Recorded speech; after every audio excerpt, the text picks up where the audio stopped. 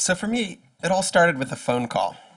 It was September, not last year, but the year before that, September 2010. And I got a phone call from my friend Peter. Aaron, he said, there's an amazing bill that you have to take a look at. What is it? I said. It's called COICA, the Combating Online Infringement and Counterfeiting Act. Oh, Peter, I said, I don't care about copyright law. Maybe you're right, maybe Hollywood is right, but either way, what's the big deal? I'm not going to waste my life fighting over a little issue like copyright. Healthcare, financial reform, those are the issues that I work on, not something obscure like copyright law. I could hear Peter grumbling in the background.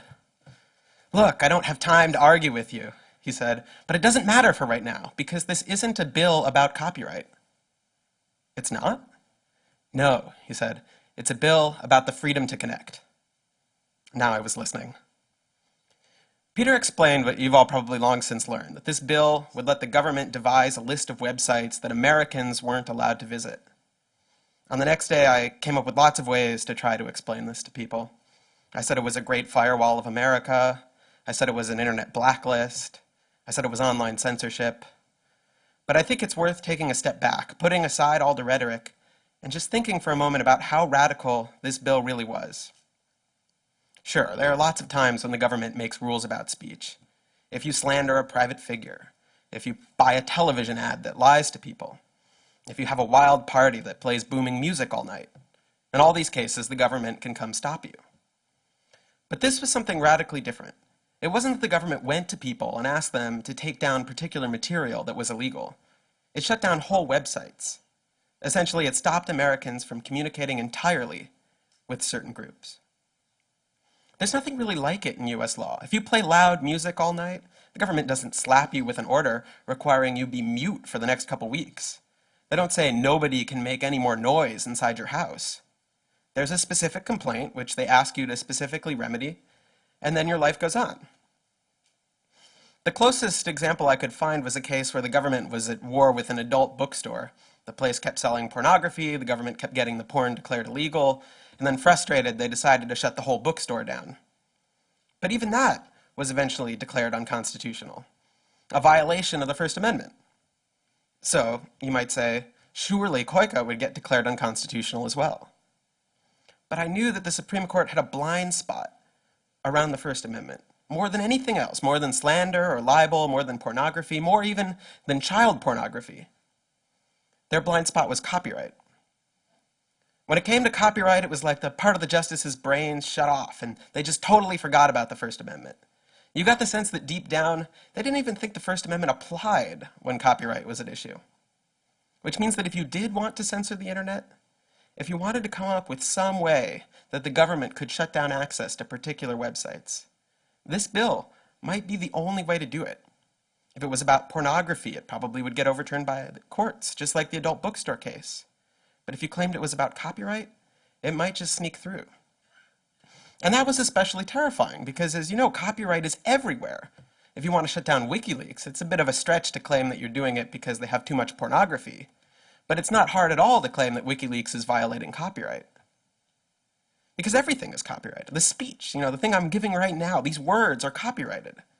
And it's so easy to accidentally copy something. So easy, in fact, that the leading Republican supporter of COICA, Orrin Hatch, had illegally copied a bunch of code into his own Senate website. So if even Orrin Hatch's Senate website was found to be violating copyright law, what's the chance that they wouldn't find something they could pin on any of us? There's a battle going on right now, a battle to define everything that happens on the internet in terms of traditional things that the law understands. Is sharing a video on BitTorrent like shoplifting from a movie store? Or is it like loaning a videotape to a friend? Is reloading a web page over and over again like a peaceful virtual sit-in or a violent smashing of shop windows? Is the freedom to connect like freedom of speech or like the freedom to murder? This bill would be a huge, potentially permanent loss. If we lost the ability to communicate with each other over the internet, it would be a change to the Bill of Rights, the freedoms guaranteed in our Constitution, the freedoms our country had been built on, would be suddenly deleted. New technology, instead of bringing us greater freedom, would have snuffed out fundamental rights we'd always taken for granted.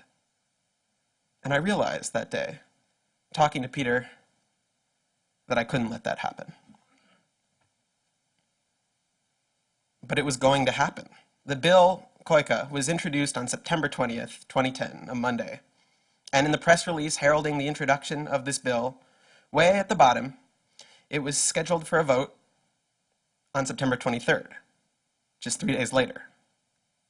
And while, of course, there had to be a vote, you can't pass a bill without a vote, the results of that vote were already a foregone conclusion. Because if you looked at the introduction of the law, it wasn't just introduced by one rogue, eccentric member of Congress. It was introduced by the chair of the Judiciary Committee and co-sponsored by nearly all the other members, Republicans and Democrats. So yes, there'd be a vote, but it wouldn't be much of a surprise, because nearly everyone who was voting had signed their name to the bill before it was even introduced. Now, I can't stress how unusual this is. This is emphatically not how Congress works.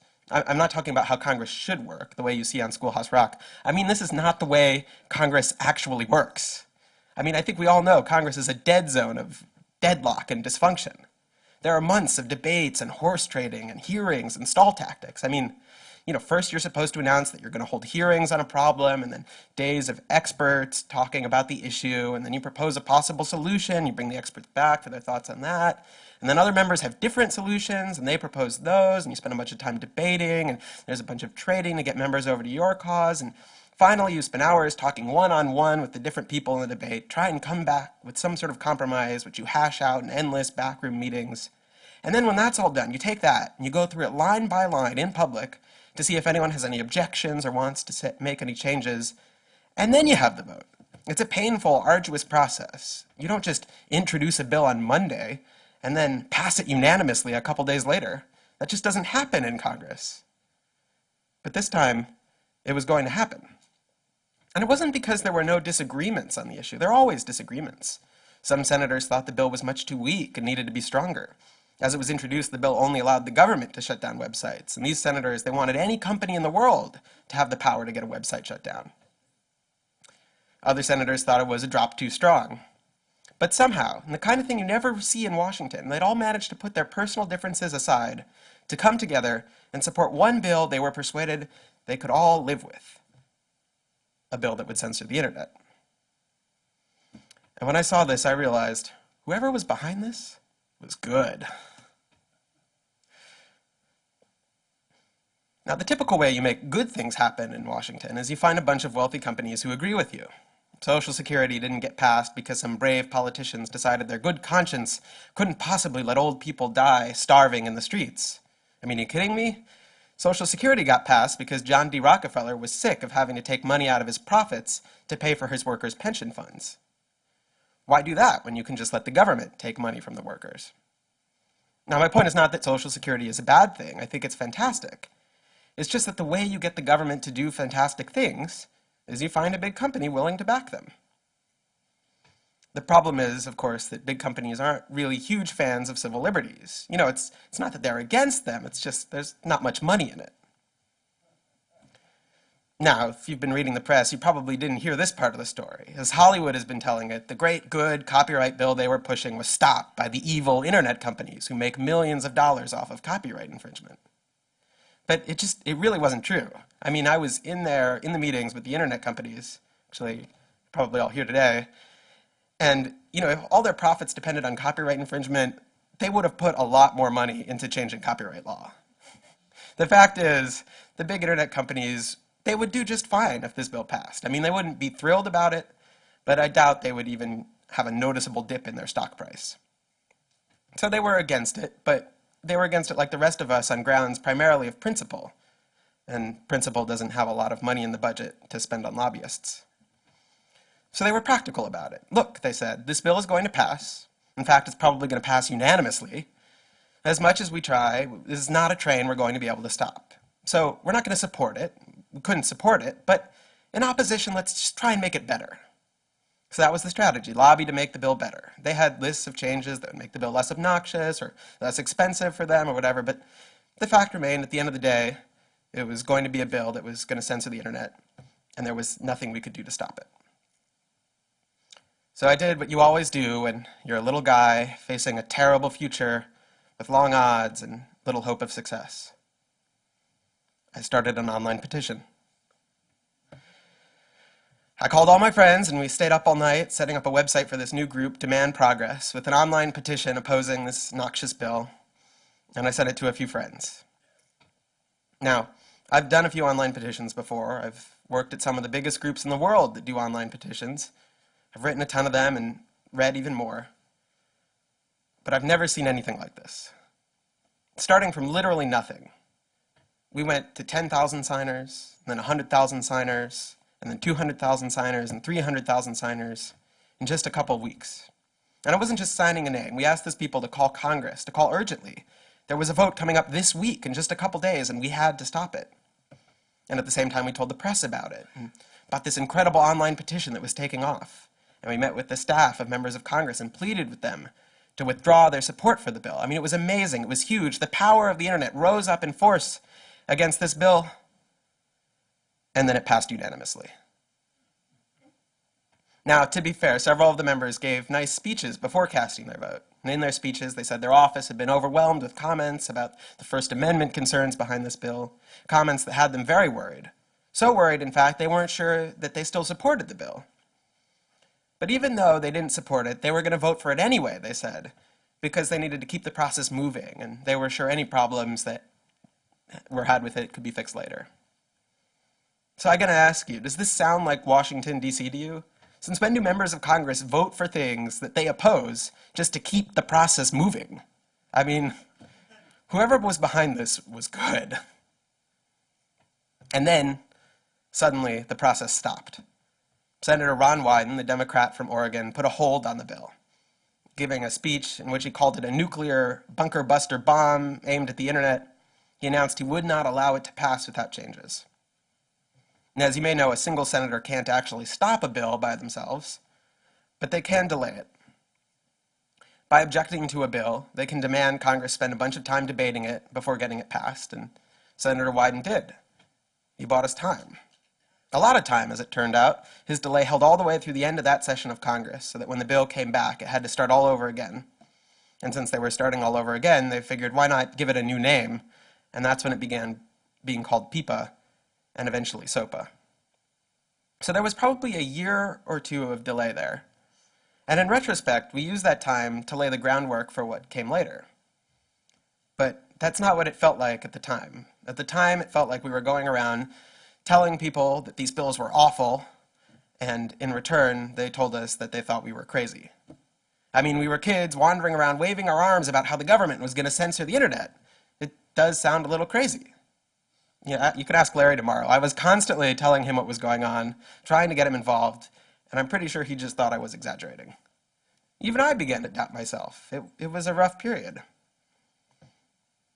But when the bill came back and started moving again, suddenly all the work we had done started coming together. All the folks we talked to about it suddenly began getting really involved and getting others involved. Everything started snowballing. It happened so fast. I remember there was one week where I was having dinner with a friend in the technology industry, and he asked what I worked on, and I told him about this bill, and he said, "Wow, you need to tell people about that." And I just groaned. And then, just a few weeks later, I remember I was chatting with this cute girl on the subway, and she wasn't in technology at all, but when she heard that I was, she turned to me very seriously and said, "You know, we have to stop soap."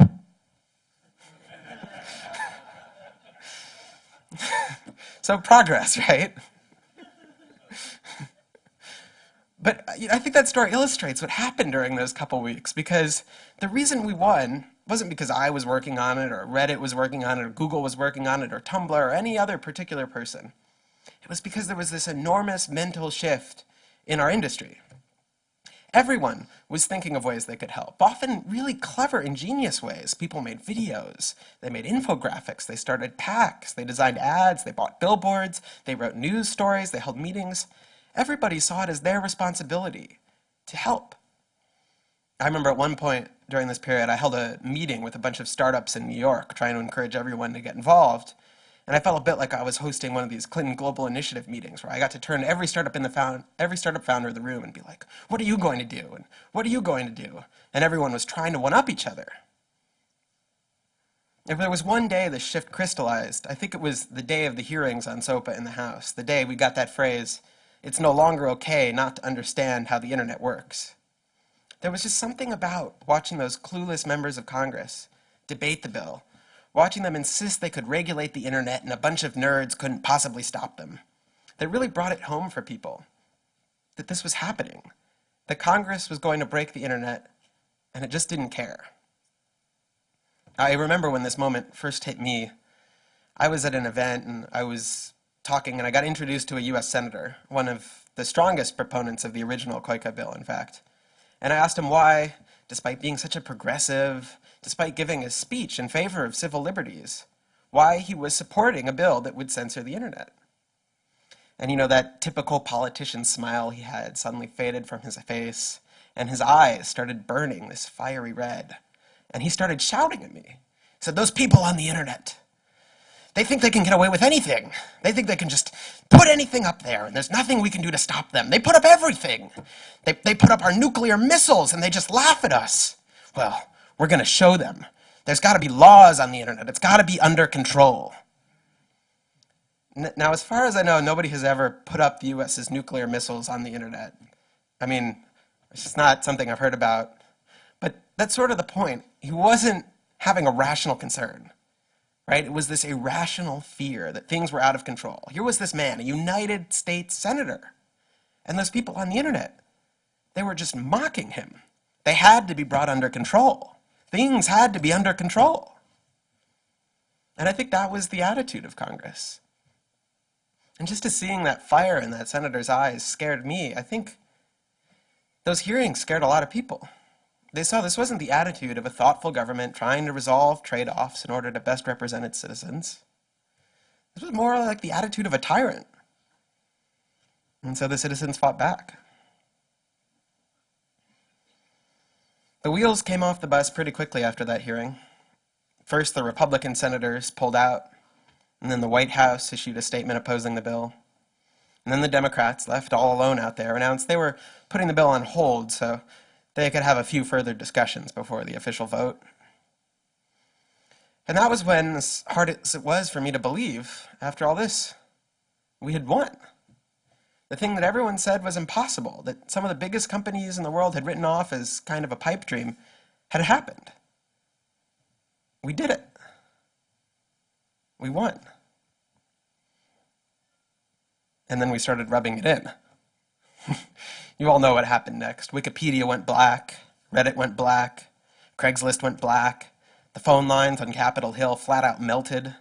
Members of Congress started rushing to issue statements retracting their support for the bill that they were promoting just a couple days ago.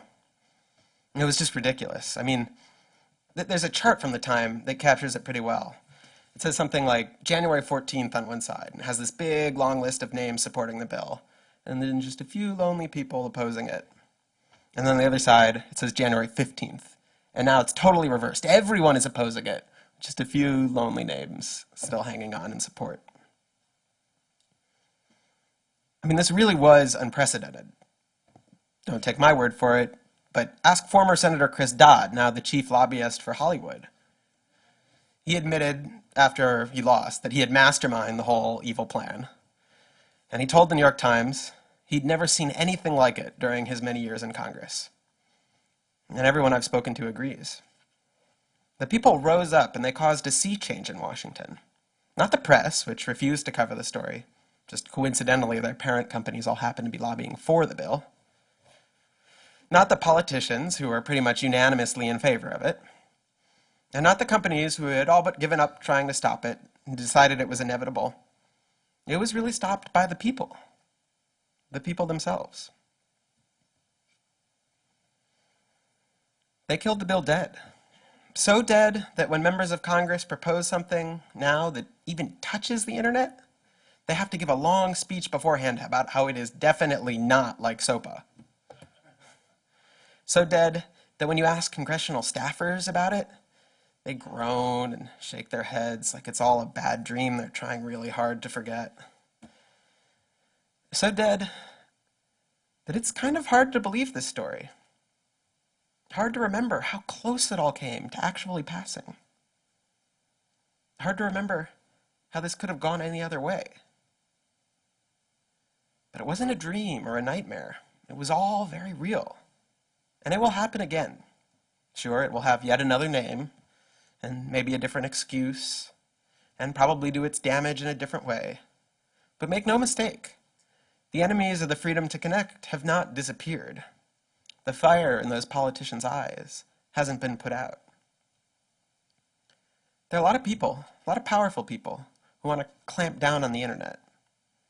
And to be honest, there aren't a whole lot who have a vested interest in protecting it from all of that.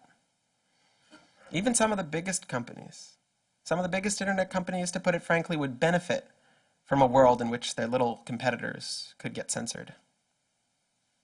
We can't let that happen. Now, I've told this as a personal story, partly because I think big stories like this one are just more interesting at human scale. The director J.D. Walsh says good stories should be like the poster for Transformers. There's a huge evil robot on the left side of the poster, and a huge big army on the right side of the poster. And then in the middle, at the bottom, there's just a small family trapped in the middle. Big stories need human stakes. But mostly it's a personal story because I didn't have time to research any other part of it. But that's kind of the point. We won this fight because everyone made themselves the hero of their own story. Everyone took it as their job to save this crucial freedom. They threw themselves into it. They did whatever they could think of to do. They didn't stop to ask anyone for permission. You remember how Hacker News readers spontaneously organized this boycott of GoDaddy over their support of SOPA? Nobody told them they could do that. A few people even thought it was a bad idea. It didn't matter. The senators were right. The internet really is out of control. But if we forget that, if we let Hollywood rewrite the story so it was just big company Google who stopped the bill, if we let them persuade us we didn't actually make a difference, if we start seeing it as someone else's responsibility to do this work, and it's our job just to go home and pop some popcorn and curl up on the couch to watch Transformers, well then next time, they might just win. Let's not let that happen.